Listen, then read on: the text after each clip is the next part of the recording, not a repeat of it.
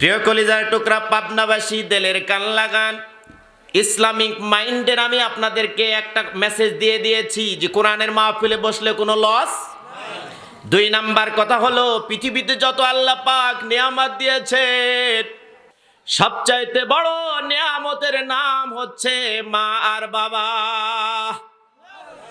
বাবা আর মায়ের খেদমত করলে চাকরি হয়, চাকরির স্যালারি বৃদ্ধি হয়ে যায়। মার বাবার সেবা করলে 0 থেকে আল্লাহ পাক হিরো বানায় দেয়।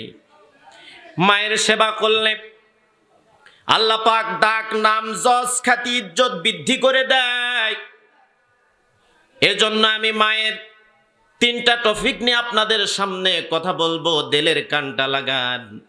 মেডিকেল সায়েন্স ডক্টরকে যখন জিজ্ঞাসা করা হলো, আল্লাহ পাক বহু নিয়ামত দিয়েছেন, যেমন চোখ একটা নিয়ামত, হাত একটা নিয়ামত, মাথার ব্রেন একটা নিয়ামত, পা একটা নিয়ামত। পৃথিবীতে কত নিয়ামত আল্লাহ পাক দিয়েছেন ও ডক্টর, কিন্তু পৃথিবীতে সবচাইতে বড় নিয়ামতটা কি? ডাক্তার সাহেব হাদিস পড়েন, তাফসীর পড়েন, একামতে দিনের একজন অকুতোভয় সৈনিক সুন্দর করে উত্তর দিয়ে দিলেন, মায়ের সাথে সন্তানের সম্পর্কটা এই জন্যেই বেশি হয়ে যায়। আকাশের নিচে জমিনের উপরে যতগুলো নিয়ামত আছে, সবচাইতে বড় নিয়ামত হচ্ছে বাবা আর মা। কারণ মা সন্তানকে যে পরিমাণে ভালোবাসে, যত বন্ধু যতই ভালোবাসুক না কেন, মার মতো ভালো নিঃস্বার্থে পৃথিবীতে আর কেউ বাসে না। হসপিটালের বেডে আছেন, বন্ধু আছে, ঝিমাবে, বলবে আমার বাসায় যেতে হবে। রাত 10টা 12টা 1টার আগে বন্ধু তার নিজের চিন্তা করবে, বাসায় চলে যাবে। কিন্তু মা আপনার হসপিটালের বেডের সাথে লেগে লেগে সারাটা রাত জেগে আপনার সেবা করবে, এক মুহূর্তের জন্য বিরক্ত হবে না। মেডিকেল সায়েন্স যখন জিজ্ঞাসা করলেন, মায়ের গর্ভের ভেতরে সন্তান তো 10 মাস 10 দিন মায়ের গর্ভে থাকে। 10 মাস 10 দিন মায়ের গর্ভে থাকার পরে বাবা যেই পরিমাণে কষ্ট করে, তার চাইতে মা দ্বিগুণ পরিমাণে কষ্ট করে। বাবা ইচ্ছা করলে হসপিটালে থাকে না, বাড়িতে চলে যায়। বাবাকে একটু জ্বালা যন্ত্রণা দিলে ধমক দেয়। কিন্তু পৃথিবীর সমস্ত ভালোবাসা, মা এমন একটি টনিক, মা এমন একটি টনিক যার স্পর্শে সন্তানেরা এমনিতে অর্ধেক সুস্থ হয়ে যায়। সুবহানাল্লাহ বলেন। মায়ের পেটের ভিতরে 10 মাস যে সন্তান থাকে, 10 মাস 10 দিন মায়ের পেটের ভিতরে সন্তান থাকা অবস্থায় মায়ের যেই পেটের ভিতরে থলে আছে, ওই থলেতে 10 ইঞ্চি সন্তান লম্বা হওয়া পর্যন্ত ওই থলেটা থাকতে পারে। সন্তান মায়ের পেটের ভিতরে যেই থলে আছে 10 মাস থাকার, ওই থলেটা লম্বা হচ্ছে কয় ইঞ্চি? আওয়াজ করে বলেন, কয় ইঞ্চি? কিন্তু ডাক্তারকে জিজ্ঞেস করা হলো, ডাক্তার মায়ের গর্ভের ভিতরে 10 ইঞ্চির ওই জায়গাটা সন্তান যখন পৃথিবীতে ভূমিষ্ঠ হয়, যখন ডেলিভারি হয়, প্রসব বেদনা সহ্য করে মা যখন সন্তানকে নিয়ে আসে দুনিয়াতে, যখন পড়ে যায়, এমনও সন্তান দেখা যায় সন্তানটা 18 ইঞ্চি পর্যন্ত লম্বা হয়ে যায়। তাহলে 18 ইঞ্চি একটা লম্বা সন্তান মায়ের ছোট্ট পেটের ভিতরে 10 ইঞ্চির থলের ভিতরে কেমন করে থাকে একটু বলেন তো দেখি। মেডিকেল ডাক্তার উত্তর দিতেছে, গভীর মনোযোগ দেন, মারে ধমক দিবেন না। সকল সফলতার চাবিকাঠি হচ্ছে মা। কেন আমি একটু বুঝায় দিই। আল্লাহ পাক যত নিয়ামত দিয়েছেন, মা আর বাবার চাইতে বড় নিয়ামত এই পৃথিবীতে আর কিছু দেয় নাই। যার মা বাবা নাই, বাড়িতে যাওয়ার পরে মা ডাক দিতে পারবে না। আর যাদের আমাদের মা বাবা আছে, পেয়েও আমরা এটার মর্যাদা বুঝতেছি না। প্রিয় ভাইয়েরা, ডাক্তার বলেন 10 ইঞ্চির থলে মায়ের পেটের ভিতরে যে থলেটা থাকে, যখন সন্তানটা দুনিয়াতে আসে এমনও সন্তান 18 ইঞ্চি লম্বা হয়ে যায়। ডাক্তার উত্তর দিয়ে বলতেছেন, মার ওই থলেটা 10 ইঞ্চি, সন্তানের থলেটা যখন সন্তান 11 ইঞ্চি লম্বা হয়ে যায়, মায়ের কলিজার সাথে তার পাটা লেগে যায়। ডাক্তার বলেন, মায়ের কলিজার সাথে যখন তার পাটা লেগে যায়, আল্লাহ রব্বুল আলামিন মায়ের কলিজাটা 1 ইঞ্চি উপরের দিকে তুলে দেয়। সন্তান যখন মায়ের গর্ভের ভিতরে 12 ইঞ্চি লম্বা হয়ে যায়, আল্লাহ পাক মায়ের কলিজাটা 2 ইঞ্চি উপরে তুলে দেয়। এভাবে সন্তান 18 ইঞ্চি পর্যন্ত যখন লম্বা হয়, ডাক্তার চোখের পানি ছেড়ে দিয়া বলে, একটা সন্তান যদি তার মায়ের জন্য 1 ফোঁটা দুধের ঋণ শোধ করতে চায়, সারাটা জীবন যদি মায়ের পা জড়ায়া ধরে থাকে, 1 ফোঁটা দুধের দাম ঋণ শোধ করা সম্ভব হবে না। যদি গায়ের চামড়া কেটে যদি জুতা বানিয়ে দেয়, স্যান্ডেল বানিয়ে দেয়, এরপরও 1 ফোঁটা দুধের ঋণ শোধ হবে না। ডাক্তার ডাক দেয়া বলেন, একটা সন্তান 10 ইঞ্চির ওই মায়ের থলেতে 18 ইঞ্চি পর্যন্ত যখন আস্তে আস্তে করে লম্বা হতে থাকে, একটা সন্তান, যে সন্তান নড়াচড়া কম করে, সব সন্তান কিন্তু মায়ের গর্ভের ভেতরে এক সমান লড়ে না। কিছু মায়েরা বলে যে আমার সন্তান বেশি নড়াচড়া করছে পেটের ভিতরে, আবার কিছু মা বোনেরা বলে আমার সন্তান নড়াচড়া বেশি করে না। মেডিকেল সায়েন্স ডাক্তার বলেছেন, সব সন্তান একভাবে মায়ের পেটের ভিতরে থাকে না। কিছু সন্তান বেশি নড়াচড়া করে, আবার কিছু সন্তান চুপ মেরে থাকে। দুনিয়াতেও এসে দেখবেন কিছু সন্তান ঘাপটি মেরে থাকে, নরম সরম হয়ে থাকে, আবার কিছু সন্তান কিন্তু একটু বেশি টাউট হয়, একটু দৌড়াদৌড়ি করে। ঠিক কিনা বল? ডাক্তার ডাক দেয়া বলেন, সন্তান যত ইঞ্চি বাড়তে থাকে, মায়ের কলিজাটা তত উপর দিকে উঠতে থাকে। মা যখন ঘুমোতে যায়, ডান পাশ হয়ে যখন ঘুমায়, বাম পাশ হতে পারে না, বাথরুমে যেতে পারে না, গোসল করতে পারে না, খাইতে পারে না। আত্মীয় স্বজন যদি দাওয়াত দিয়ে রিকোয়েস্ট করে, এরপরও যেতে পারে না। মা 10টা মাস মানুষ যেমন জেলখানার ভিতরে থাকে, সন্তান যখন মায়ের গর্ভের ভিতরে থাকে, ওই সন্তানের টেনশানে মা কিন্তু শেষ হয়ে যায়। মা খাইতে পারে না, রুচি থাকে না, বমি বমি ভাব হয়।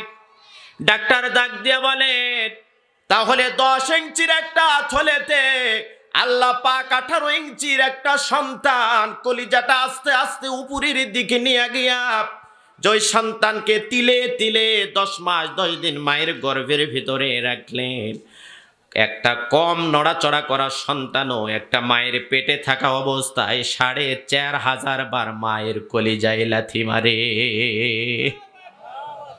4500 বার।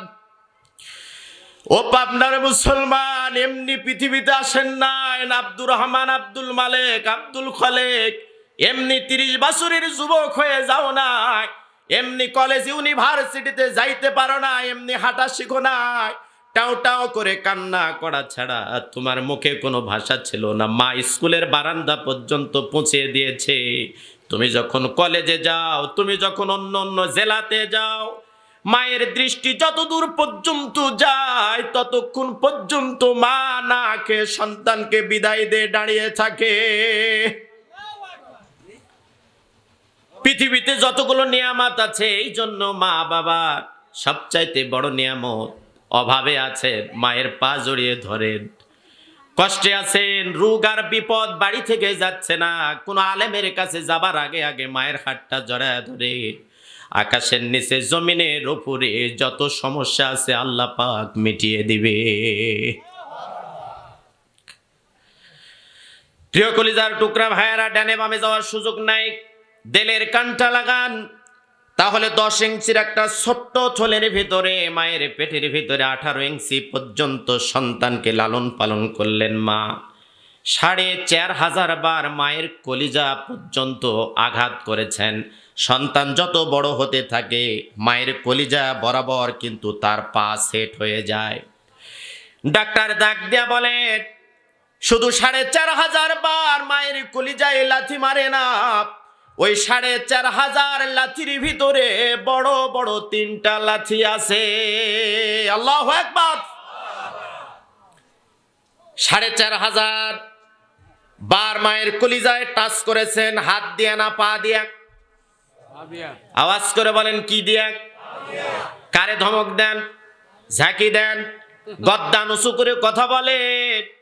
তুমি তো ছিলে জিরো, মার বাবা হাত ধরে তোমারে লালন পালন করা এখন যুবক বানাইছে, মা বাবারে বানাইছো এখন জিরো, নিজে হয়ে গেছো হিরো। আল্লাহ পাক বলছেন ধুকে ধুকে বিভিন্ন জায়গায় অসম্মানী হবা, বেয়াজ্জিত হবা, লাঞ্ছিত হবা।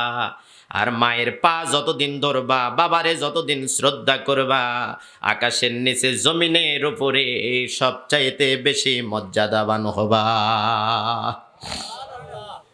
মা ও গো মা, আজ কেন আমায় সোহাগ মাখা ডাক ডাকো না, মায়ার আঁচল দিয়ে কেন আমায় তুমি জড়াও না, আজ কেন আমায় সোহাগ মাখা ডাক ডাকো না। আল্লাহু আকবার।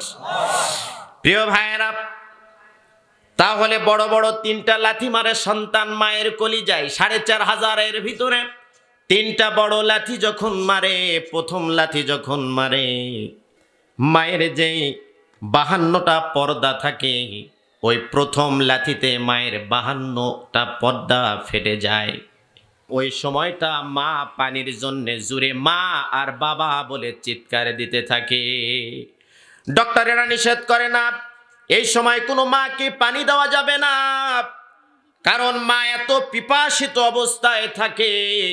ওই প্রথম লাথিটা যখন জুড়ে করে মারে, মায়ের কলিজাটা শুকে যায়, এবং তামাম পৃথিবীর পানিও যদি মায়ের সামনে নিয়ে যাওয়া হয়, ডাক্তার বলেন মায়ের পিপাসা দূর হবে না। ২ নম্বরে, দ্বিতীয় লাথি মারার সাথে সাথে জরায়ুর ৭টা পর্দা ফেটে যায়। দ্বিতীয় লাথি যখন সন্তান যখন পৃথিবীতে আসবে, এমন সময় প্রথম এবং দ্বিতীয় লাথি যখন মারে, মায়ের জরায়ুর ৭টা পর্দা যখন ফেটে যায়, মাত্র ১.৫ থেকে ২ মিনিটের ভিতরে ৩.৫ পাউন্ড রক্ত মায়ের শরীর থেকে জমিনে পড়ে। নরমালি ডেলিভারি হোক বা সিজারে হোক, মেডিকেলে দেখবেন একটা কাপড় টাঙ্গিয়ে দেয়, নাভি বরাবর একটা কাপড় টাঙ্গিয়ে দেয়। আত্মীয় স্বজনগুলো থাকে তার চেহারার দিকে, ফেসের দিকে, মুখের দিকে, আর ডাক্তার নার্সগুলো থাকে তাদের ডেলিভারির জন্য। ডাক্তার বলেন মাকে যখন ডেলিভারির জন্য প্রস্তুত করা হয়, ওই সময় একটা বালতি রাখা হয়। ডাক্তার সাহেব যখন কথা বলতেছিলে, চোখের পানিগুলো ঝরতেছিল, কারণ বলেন আমি কত শত মা বোনের ডেলিভারির জন্য আমি হেল্প করেছি, স্লিপ লিখে দিয়েছি। মহিলা নার্সগুলো যখন আমার সামনে কথাগুলো উপস্থাপন করে, আমি চোখের পানি ছেড়ে দিতে ধরে রাখতে পারি না।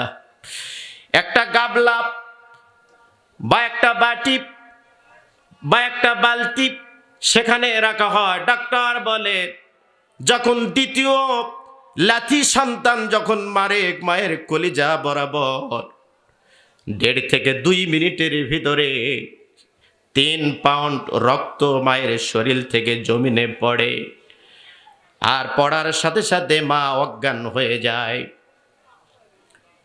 ডাক্তারকে জিজ্ঞাসা করা হলো, ডাক্তার চাইতে মায়ের সাথে মহব্বত বেশি হওয়ার কারণটা হচ্ছে ১ নাম্বার লাথি, জীবনে পৃথিবীতে কোনো বাবাকে এই ধরনের লাথি খাইছে নাকি? কথা বলেন না কেন? ২ নাম্বার লাথি যখন মারে এইভাবে রক্ত ঝরতে থাকে। ৩ নাম্বার লাথি মারার সাথে সাথে যখন সন্তানটা 3 নাম্বার লাথি মারার সাথে সাথে মায়ের কলিজার উপরে একটা পর্দা থাকে, ওই পর্দাটা ফেটে যায়, সন্তানটা দুনিয়ায় চলে আসে।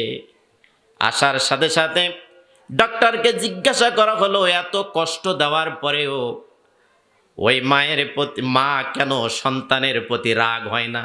দুনিয়াতে আসার পরে তো সন্তানকে আছাড় দেয়া, ধমক দেয়া, থাপ্পড় দেয়া সরায় দিতে পারতো, কারণ 10টা মাস পেটের মধ্যে জ্বালাইছে। ঠিক কিনা বলেন? মায়ের শর্ত খেয়ে খেয়ে বেঁচেছিলেন। বাহিরের কোনো খাবার, বাহিরের কোনো ফাস্টফুড খাবার, বাহিরের কোনো বিরিয়ানি পোলাও কি মায়ের গর্ভে পৌঁছানোর সুযোগ ছিল? মা যা খাইতো নারীর সাথে নারীর কালেকশন করে দিয়ে, আমি বোঝাতে চাচ্ছি মায়ের চোখের সাথে চোখ রাঙ্গায় কথা বলবেন না। যা আমল করেছেন, তাহাজ্জুদ পড়েছেন, নামাজ পড়েছে, মুহূর্তের ভিতরে সব কিছু আপনার আমল থেকে মিশে যাবে। তাহলে 1 নাম্বার নিয়ামত হচ্ছে বাবার মা।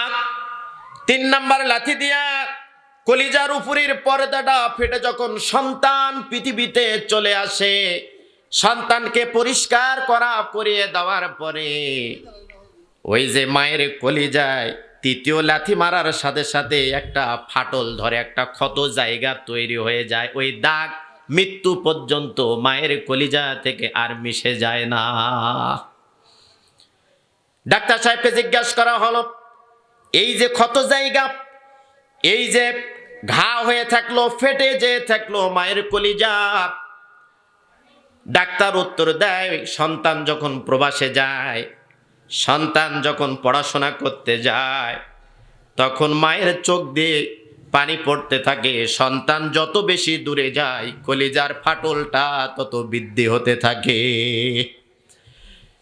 সন্তান বিদেশে যদি একটু আঘাত লাগে, পায়ে যদি চোট খায়, হাতে যদি আঘাত লাগে, কাজ করতে গিয়া যদি কোথাও ব্যথা লাগে, তার ছাড়া নেটওয়ার্ক এই এলাকার যত মা সন্তান দূরে আছে, আহ বলে একটা চিৎকার দেয়।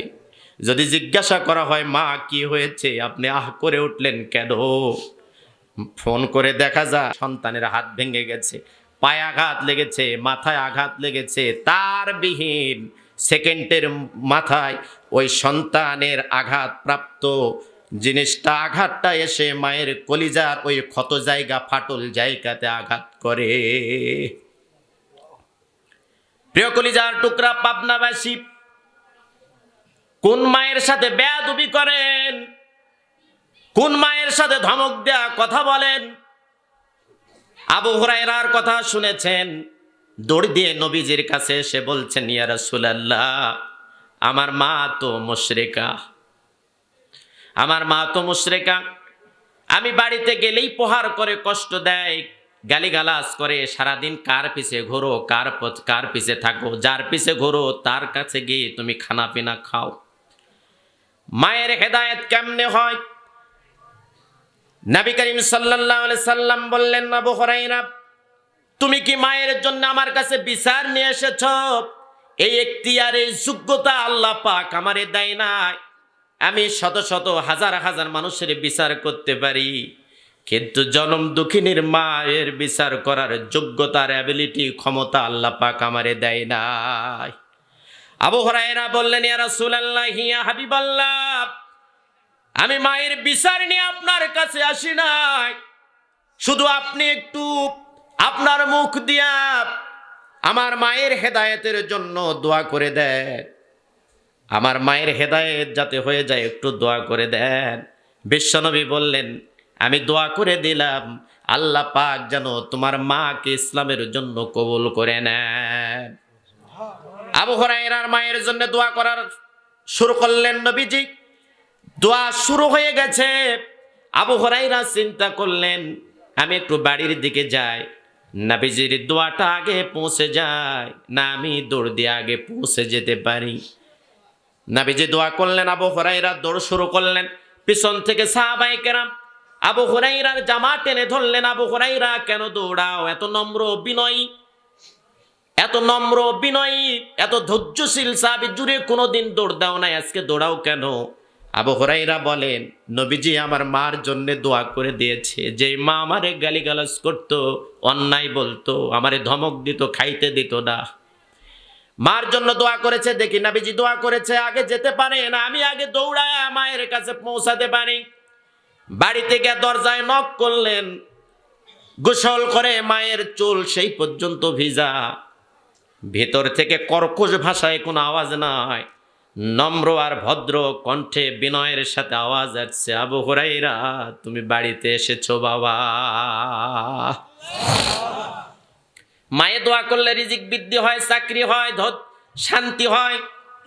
আর মা যদি আপনার আচার ব্যবহারে কখনো বলে আল্লাহ পাক বলছেন জীবনের যতগুলো আমল আছে নষ্ট তো হবেই, মৃত্যু পর্যন্ত অশান্তির দাবানল আর আগুন দাউ দাউ করে তোমারে জ্বালায়া পোড়ায়া নষ্ট করে দিবে।